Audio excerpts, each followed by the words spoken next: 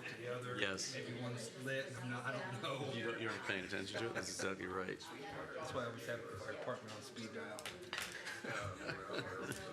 Virginia specifically, not just the department. Dial 9-1, and I'll tell you when to dial the next one.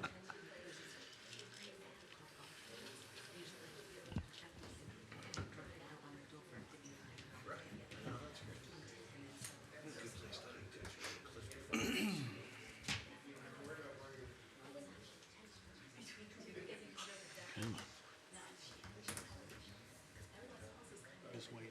Gotta wait officially till 7 o'clock. No way it's. Even though we're all here. There we go. 7 o'clock. We'll call this meeting to order. Please join me for the Pledge of Allegiance. I pledge allegiance to the flag of the United States of America and to the republic for which it stands, one nation, under God, indivisible, with liberty and justice for all. All right, we've got the approval of the memorandum of June 17th, 2019 regular meeting. A copy has been posted. Any discussion or I take a motion? Make a motion to approve. Second. First from Vice President Traylor, second from Councilor Hopper. All in favor? Aye. All opposed? The memorandum of the June 17, 2019 regular town council meeting is approved by a vote of 5 in favor, 0 opposed. Departmental monthly reports. Reports were submitted by the town management staff for council review and posted on the town website, zionsville-in.gov. I know that it just came in today, but any questions for any members of staff that seem mostly absent today? All right, we will move on. Next, we've got Zionsville Police Department presentations. Chief Knox.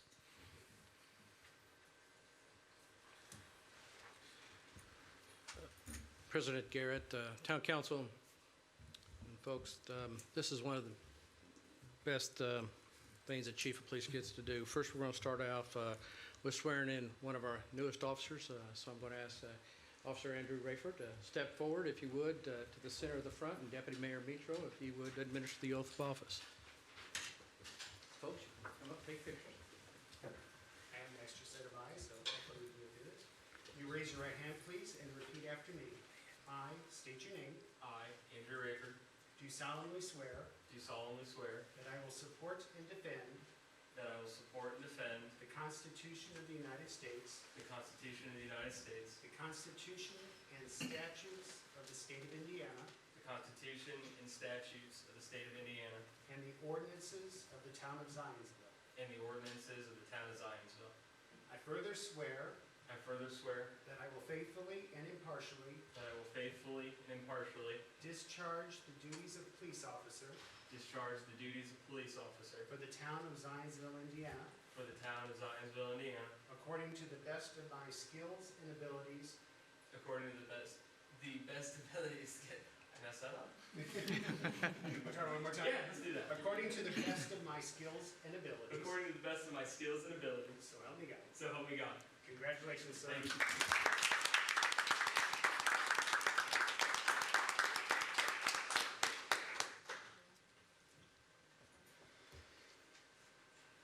Medic.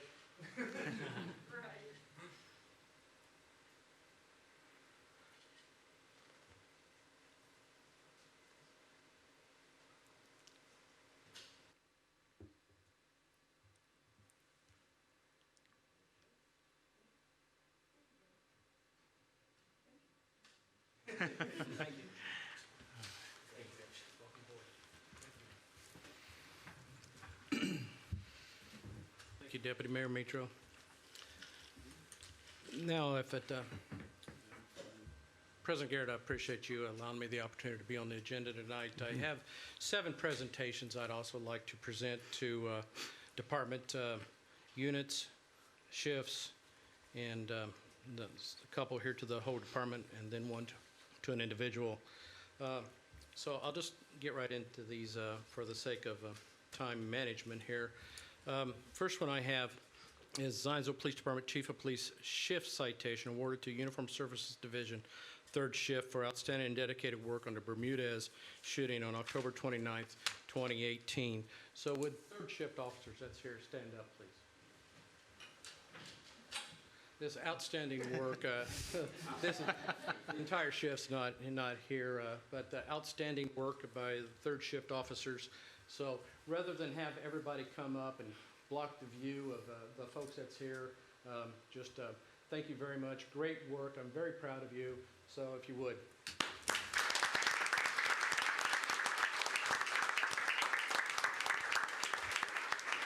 Thank you, gentlemen.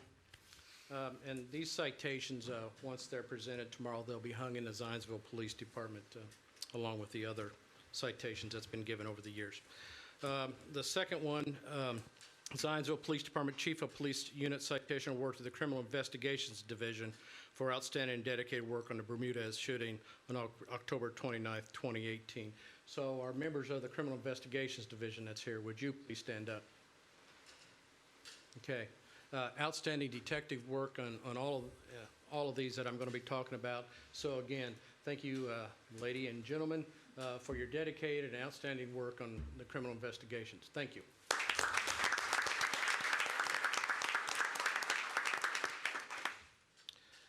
The third one I have here is Zionsville Police Department Chief of Police Unit Citation, again awarded to the Criminal Investigations Division for outstanding and dedicated work on the bond burglary investigation in April 2019, coordinating multiple agencies and successful arrest of the suspects. So again, stand up, Criminal Investigations Division. Yeah, thank you.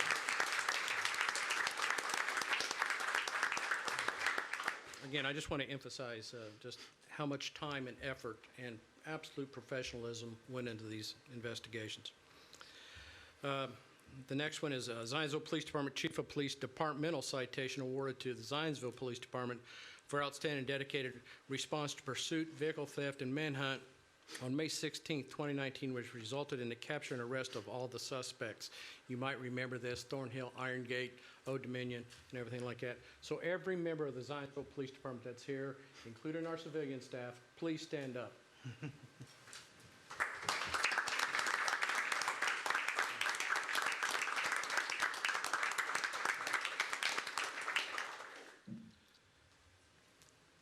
Okay, the next one's a recent incident that happened. Zionsville Police Department Chief of Police departmental citation awarded to the Zionsville Police Department for outstanding and dedicated work on the Bennett homicide investigation on April 28, 2019. This is pretty fresh in everybody's mind, but again, just absolute outstanding police work. And I know you share my sentiments that just how proud we are of all these men and women and the dedication that they put into serving our community. The next one is Zionsville Police Department Chief of Police Unit Citation awarded to the Criminal Investigations Division for outstanding dedicated work on the Bennett homicide investigation on April 28, 2019. I've already went over it, and I've had them stand up and sit down a few times, but again, I just don't have the words to express just how top-notch your Zionsville Police Department truly is. And I'm very, very, very proud to serve alongside of them and have the honor of serving as the Chief of Police. So to all the men and women of the Zionsville Police Department, your old chief couldn't be more proud of you. I see what you do every day, all hours of the day and night, all weather, and you're truly a blessing to this community, and I appreciate it, and I know I speak for everyone here, so thank you very much.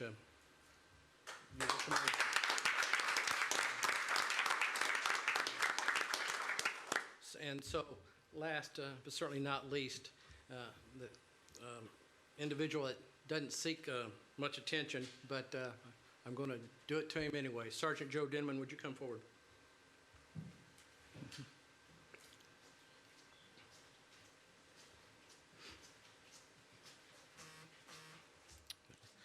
This here is Zionsville Police Department Chief of Police Citation of Excellence presented to Evidence Technician Sergeant Joe Denman for outstanding and dedicated work on multiple crime scenes and assistance to the Criminal Investigations Division in Zionsville and surrounding areas.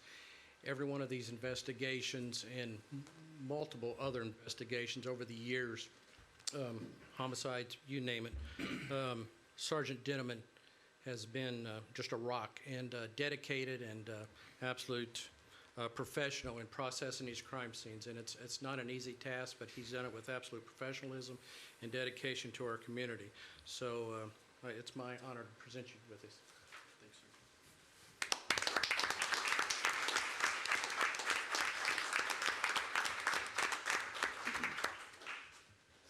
Again, thank you so much for allowing me to be on the agenda tonight. Thank you. And he's running the YouTube video tonight, right? So multi-purpose there. Well, too much to really comment on individually, but thank you. That's a good haul of citations and well-deserved. So Is it thanks, okay Chief. if they go ahead and leave if they so desire? No. No, I'd like you to stay for the whole meeting. No. Feel free to exit. We've got some fun stuff coming up here, though, such as the presentation on Z-Works from Kate Swanson. Don't take it personally if they're all leaving, Kate, because I'm still interested.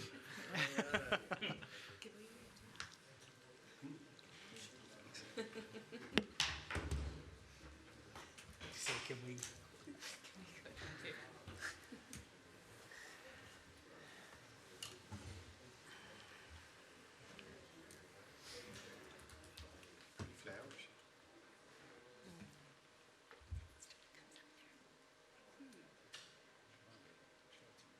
I don't know how to get on those screens up there. That's a good question. If you want to look at it, it's back behind them. You guys see that, all right? Yeah, we're good that way. Okay. I think our YouTube controller walked out too, so that's fine. Thank you so much for having us today. I'm Kate Swanson, and this is Paul Dreyer, our chairman of our board for Z-Works. Have a presentation so we can just follow along. It's awesome to be a part of such a positive, uplifting meeting today, especially following all of those positive citations from the police department. So I will chug ahead with more positive news in Z-Works. This is, at Z-Works, our mission is building an entrepreneurial community, and we've been pretty successful in just 4 years. What we've done with Z-Works is created a diverse and vibrant community. Our daily contribution to the local economy is, you can just feel it in the village when people walk around shopping and restaurants. We've also expanded to a second location, so it's been over a year now. There are times that all 5 new conference rooms are filled, so we definitely feel like we filled that need, that we needed more closed-door space for our members. We've had amazing citywide events at Z-Works. We've attracted tech community through 1 Million Cups and all types of events in Zionsville. And we've also are always bringing business leaders from around the area to Zionsville. We've got one member who brings a board in every couple months from Chicago, from all over, to meet at Z-Works. So there's so many examples of the people that we're bringing to town. Have a few pictures for you. Again, these are just sort of echoing the points I had before. We do have a walk to lunch day, which is a lot of fun. Wayne DeLong actually joins us once a month, and we never know who's going to show up, but everybody sort of gets together and walks to somewhere in town for lunch, which is a lot of fun. We did have a student make those Adirondack chairs outside of our second location there. Oh, look at there. We have President Garrett there speaking. He comes actually each year and speaks to our interns, which is pretty awesome. Wow. So here are a few of the numbers from Z-Works. We are up to 225 members. Our companies, startup companies, have raised actually over $20 million in venture capital funds to date. In the companies that have graduated out of Z-Works, and this is a hard number to it could change actually daily, but it's 75 new jobs created, 28 high school and college interns. So we do a summer program each summer. We've got 2 locations now, and 12 of our companies have actually graduated and grown out of Z-Works, which is pretty impressive in just 4 years. In fact, it's sort of become a real example for other towns in Indiana that want to start a co-working space. The state, the IEDC, will usually send people to us to show them how we've done it. So I think I talked to Vincennes last week. We've helped Plainfield, we've helped Mooresville, lots of other towns that want to do the same thing that we're doing. So that's pretty cool. Here's a few of our startups, and actually as I looked at this, there are actually quite a few more to add to this. Just this week, there's a new nonprofit that I'm excited to add to the board, so it's fun to watch this grow. Kate, are those current tenants or also graduated tenants in there too? It's a combination Okay. of graduates and tenants. These are our key missions, I guess. Lowering that barrier to entrepreneurship is huge, and what I hear over and over from entrepreneurs that they couldn't have had that month-to-month rent or that low cost to get started. And it's also the connections that they get there as well. That's my last point there, the resources and connections. It's amazing what can happen just being in the space. I think I probably mentioned this to some of you before, but one of our past board members used to call it manufactured serendipity. You can't plan it, it just happens, but it's fun to have all of that energy and people in one place. And like I said, the month-to-month rent and affordable membership. A few more pictures. There's Susan Brooks visiting. We have actually Todd Young coming in 2 weeks to visit with our members. He wants to see how a co-working space works. He'll have a roundtable discussion with our entrepreneurs and then walk down the street to see one of our graduate companies and how they have grown out of ZWorks. And they're up to, I think, about 17 employees now down the street at 120 Water Audit. More pictures. There's our space dog, Gus. I always have to mention Gus. And then our chairman. Continuing on. Okay, so this number actually, so we just increased our membership dues by vote of our board to $850 a year instead of $750. So we just started that in June. Most of our members right now are paying $750 for the year or $75 a month, and they do either option. The actual cost to operate our space is $1,200 a member. So we fill that gap with sponsorship and partners, dollars from the community. This is just a general why you should support entrepreneurship. You guys know most of all this. All net new job growth in our country is due to new business. I think we're doing a great job of encouraging our local entrepreneurs and making our town a productive platform. So here's, you can read this. There's a quote here from one of our startup founders, Megan Glover. She just recently won an international water tech pitch contest. So she is doing really well, and it's really fun to watch her company grow. She won that Rise of the Rest contest, Yeah. didn't she, with Steve Yep. Case? Yeah, she did. But I'd say this new international one was almost bigger than the Rise of the Rest. So. Good for her.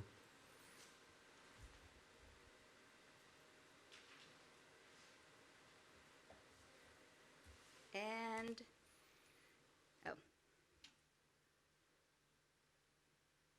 just a little bit about why to support entrepreneurship,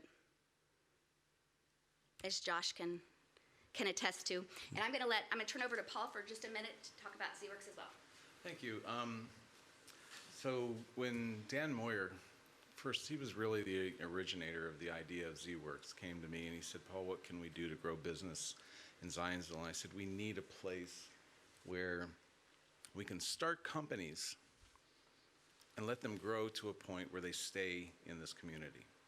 That's been our goal from the beginning, that what we want to do is give a inexpensive, very nice, kind of cool space, quite honestly, thanks to Kate and a few other people pitching into making it a fun place to work at, that when they're done and they get to the next size and we can't hold them anymore, they're going to want to stay in Zionsville. They're used to walking to lunch. They're used to the community around it, the events that they can stay afterwards, that they can just have a chance and a sense of community. And it's one of the reasons that we love Zionsville so much. It made me want to be a founding member.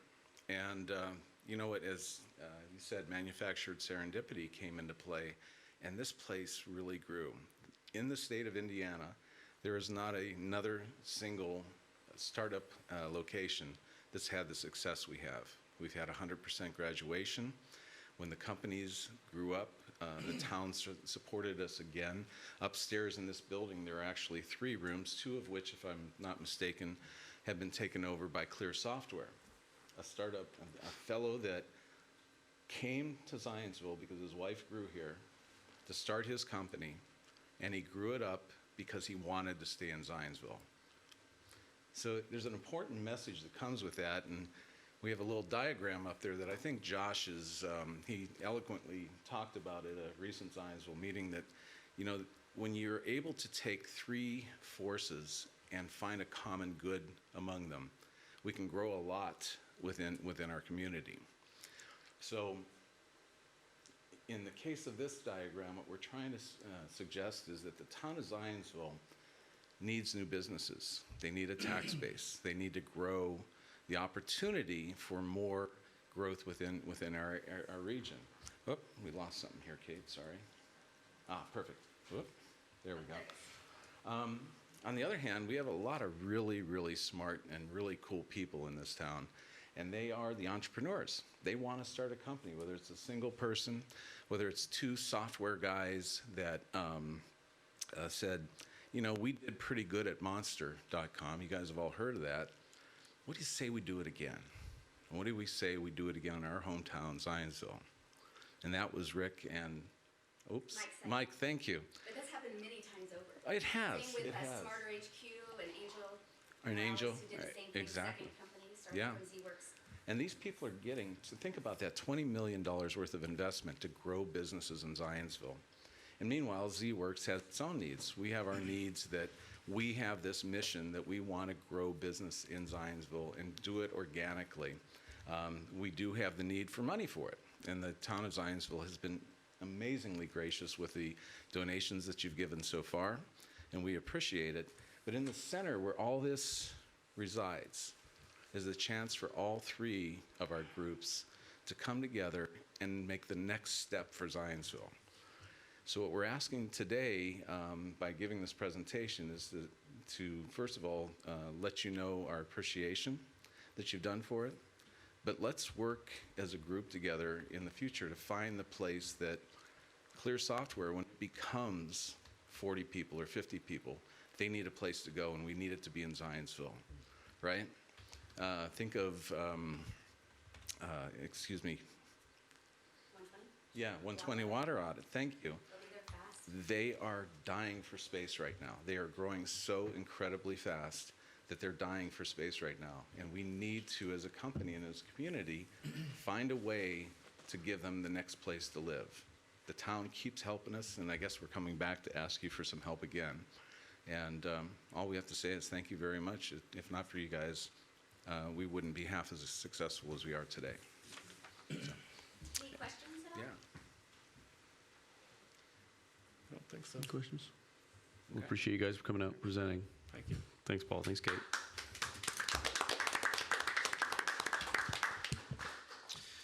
Amy, request to speak? There are no requests to speak. Okay. Old business, we've got a consideration of an appeal of an easement encroachment denial. This is at 3731 Evergreen Way. This was not passed last meeting due to an indecisive vote.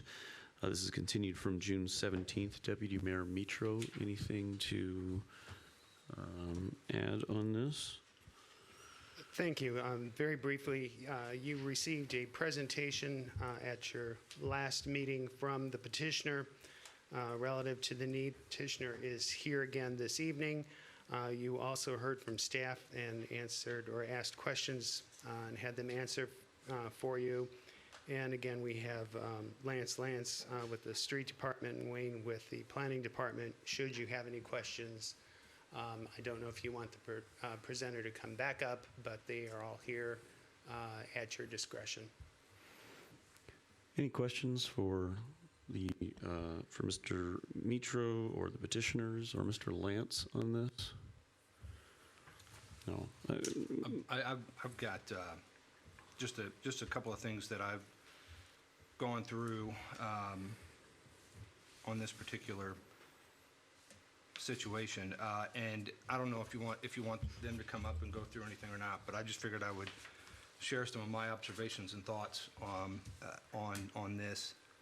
The original reason that this was denied was because I believe Barry said it was part of Trico Sewer District. The petitioners have documents or notifications from Trico that they're fine with it. And I know Lance had mentioned there's a drainage swell and the 12-inch pipe there. So I went out to their house. And I think, just from my perspective, I think they're at a clear disadvantage here. The next-door neighbor put in a pool and added additional ground, so the water from that house goes right back behind the petitioner's house. And you would think that would be okay as it drained or went down and drained into the 12-inch drain that's there. But it's really not accurate, because they are at best level back there behind their house. Worst case scenario, they're the low spot, so the water doesn't even get there. I walked the back property today, and as hot as it's been and as dry as it's been, it's still wet. I mean, there's still spots that's wet. I think that the process for them to go through this is the process, and I think that it's important to note that if this were approved, this would then be taken to the recorder's office, so anytime anyone tried to do anything with the house, if they decide to sell it or whatever, that's information that the new buyer would have about being responsible for the fence. I think the concern that other people are going to want to follow suit, I think is a legitimate concern. But I think the difference is this would not just necessarily be an exception as much as it would be the assumption of responsibility in this scenario. I mean, if anything happens and they need to bust up the sewer line or get to it back there, they're on the hook to do it, and that's always going to be tied to that house. I think that they made a valid argument in the original petition with the pool being built next door and all the equipment that had to go back there and through, so as it relates to the fence being built, I don't think that there would be a concern of anything breaking in that scenario. I think it's just important to understand that this is, before we make any decision, I know I might be in the minority up here, but I think it's important to understand that this is their recourse and this is their process that they're supposed to follow, and I think they've presented a pretty good case. Any other statements or questions? Can I ask somebody from the town to give just a quick, brief summary of the whole thing? I missed the last meeting, so. Lance, are you the best one to do that? Yeah. So our ordinance prohibits any structures from existing within a drainage easement. However, we do have an encroachment process so that people can pay a fee and find out if they are in the minority case where there is an easement that exists that does not serve a purpose or a function. So those are few and far between, but we do have an appellate process. But the letter of the law is nothing is allowed in the easement. We do have this relief mechanism. There are some, typically you'll find an easement when homes back up to a pond. There's no drainage conveyance, there's no storm pipes, it's just required by the plat. So it's instances like those where we like to have this flexibility. However, when there are storm pipes in place and there is any form of channelized surface water movement, we are not in favor of those. We go out to half a dozen of those a month because of the progression, which is it starts a series of fences, and typically you're not going to encounter issues in the first generation of the ownership. However, the second generation, although they are recorded documents, not everyone is as diligent enough to read all those documents are presented at the sale closing. So then we're faced with homeowners who don't have any idea that we need to get back in there and their fence is in the way. And now, because of the precedent it would set for an area, you may have 6 homeowners that have fences, and then with that next generation of homeowners comes the landscaping and the play sets, because once they've encapsulated this backyard, it becomes their space and their minds. So obviously you will do as you will. It is my position to protect the integrity of the infrastructure of the town, and that's why I have this recommendation, but certainly they are entitled to due process. And the thought is that a piece of the thought was that the fencing would help channel the water. Is that the? I've not yet met a fence in an easement that helped anything. I would actually, Tom, just say that and I've got pictures I'm happy to share with anybody, just what their yard looks like compared to what the easement looks like. Quite frankly, because they can't really improve it I mean, they can, but, I mean, let's be honest, if we're not going to be able to use that particular portion, we're probably not going to pour money into it. If they just resodded their yard, if they had the opportunity to do that part, it likely would have improved the drainage too. And I'm guessing, just looking at the photograph here, that they could they build a fence if they moved the, or they already have a fence up where that line is, and they want to extend the fence? No, so behind their house, I would estimate the yard to be all in maybe 50 feet deep or something, I don't know. And there's a 15-foot easement there, and they're trying to go in 10 feet of that. Okay. Right now, that's just grass. Just technically, though, they could, if they wanted a fence, they could build it on the demarcation line. To the easement line, correct. Okay. Thanks, I appreciate that. I think my concern is exactly what Mr. Lance said, which is, it all sounds fine on paper, but in 10 years, when there's 10 fences, and you know, we approve this, the next one comes, then we deny it, what's the basis for that? You know, encroachments, easements exist for a reason. My opinion is they exist, and there's no appeal that I would approve. So that's just where I stand on it. And just as, like you were saying, that the paperwork would be filed, and the next property owner would be aware of this, they were aware of the easement when they purchased this property. Sure. So it's not new information for them. And I do like that, what was pointed out with the idea that people do assume that it is their property, and then what does happen with the landscaping and the place that those were very good points that Yeah. down the road. So Yeah, I know we've denied petitions like this before, and I'd like to go with that as well. I would I think it would do them the best service possible just to make people aware that there are people that are asking for forgiveness than permission in that neighborhood, in multiple homes that have already put fences up, and they're not going to take them down. I think we'd be remiss not to at least make note of that. That's fair.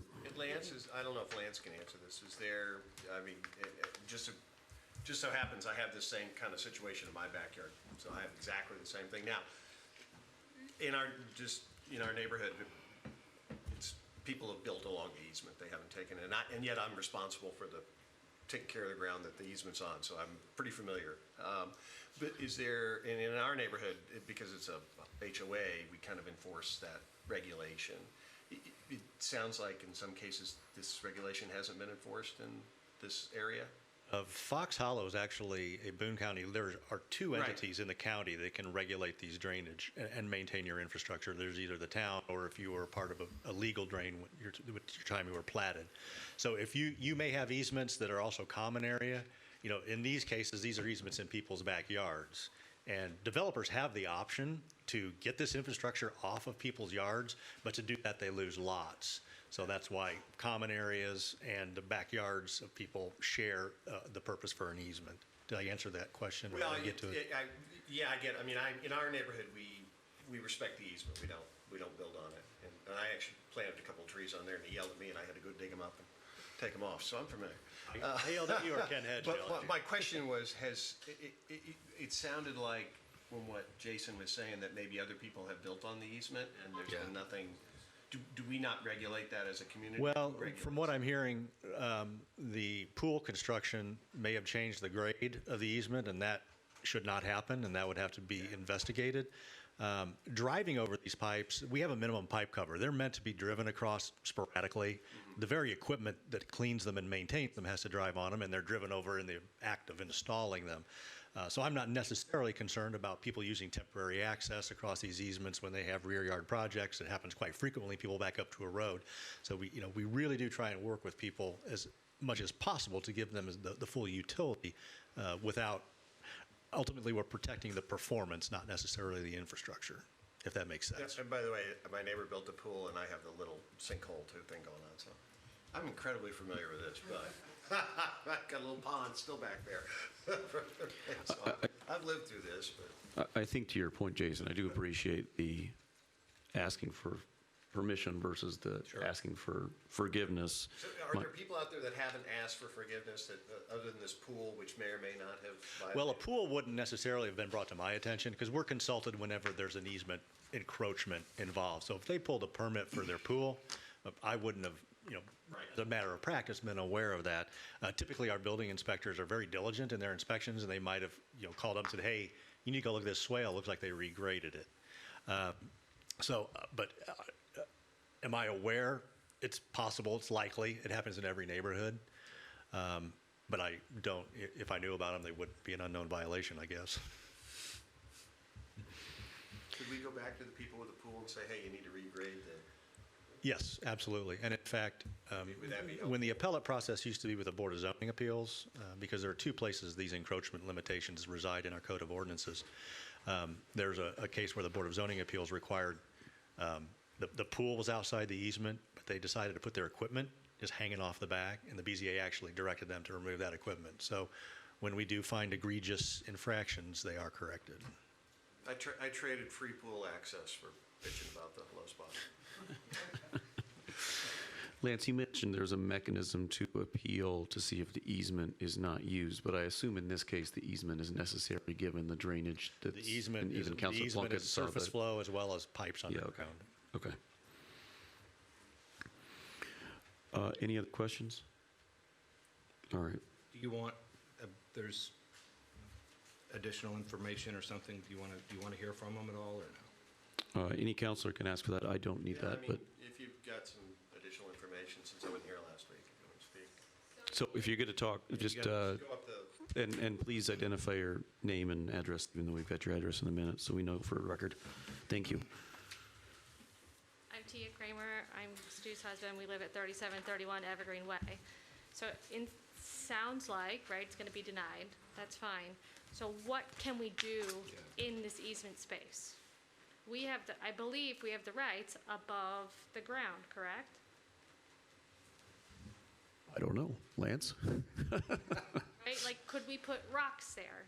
Like, I'm trying to figure out what we could put there, landscaping-wise, to make it prettier than what we have. Yeah, I think to her point, if not this, then what? Right? If we can't get this, if they're not going to get this approved, then what are her options? Well, I think anything that goes there can be ripped out at the pleasure of the town.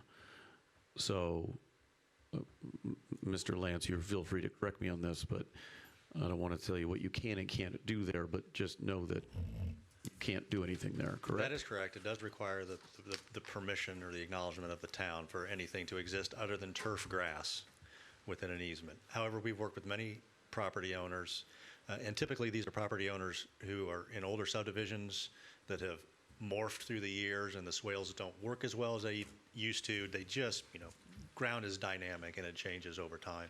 So we've worked with landscaping stones.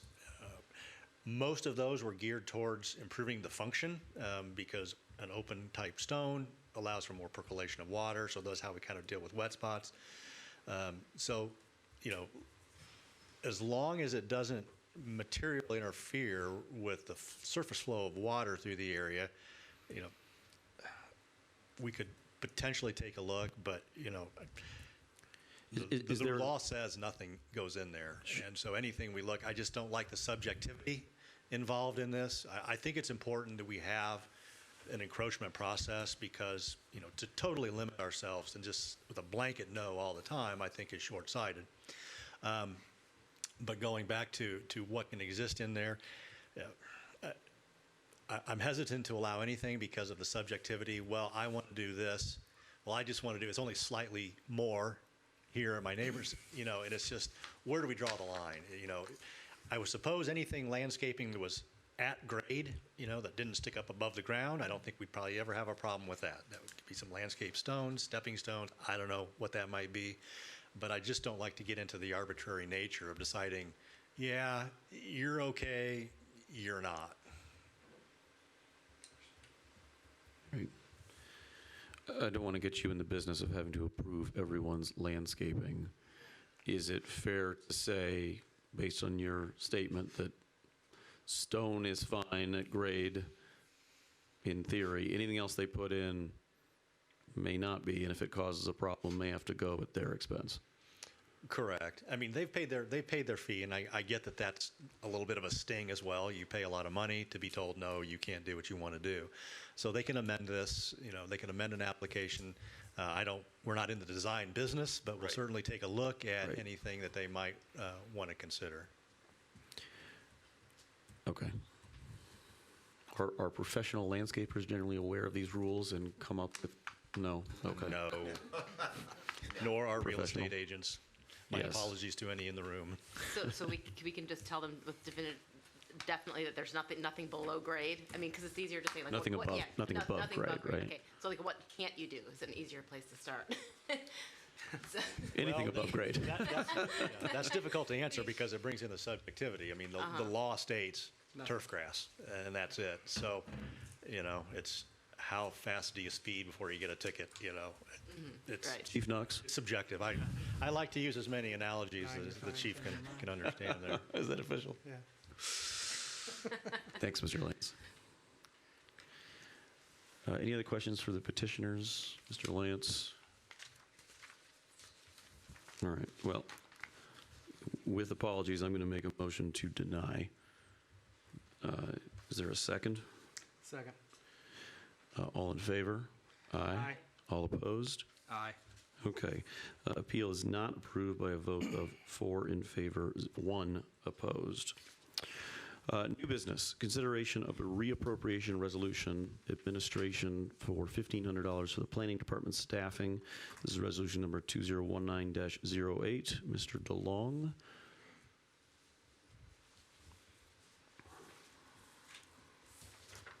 Thank you. Good evening, Town Council President, members of the body here. Staff is before you this evening asking for a $1,500 appropriation. This is for our line item for our position that is we're looking to title as Planner 1 Zoning. It is currently a position that is titled Zoning Technician. We have the opportunity to recruit a gentleman that has a wealth of experience in this world, and the salary adjustment is nominal, but it's just enough to make the world work as far as our opinion is. Again, our request favorably is what we are looking to discuss this evening, and happy to answer any questions. Questions for Mr. DeLong? Take a motion then. Make a motion to approve. We got first from Vice President Traylor, Second. second from Councilor Plunkett. All in favor? Aye. All opposed? Resolution number 2019-08 passes with a vote of 5 in favor, 0 opposed. Go get your person there, Mr. DeLong. Any other matters from any counselor? All right, next is approval of claims. I will make a motion to approve claims. Second. Second from Vice President Traylor. All in favor? Aye. All opposed? Claims are approved by a vote of 5 in favor, 0 opposed. I will make a motion to adjourn. Second. Second from Councilor Hopper. All in favor? Aye. All opposed? Motion to adjourn approved by a vote of 5 in favor, 0 opposed. The next regular town council meeting is scheduled for Monday, July 15th, 2019 at 7:30 a.m. in the Zionsville Town Hall Council Chamber. Meeting adjourned.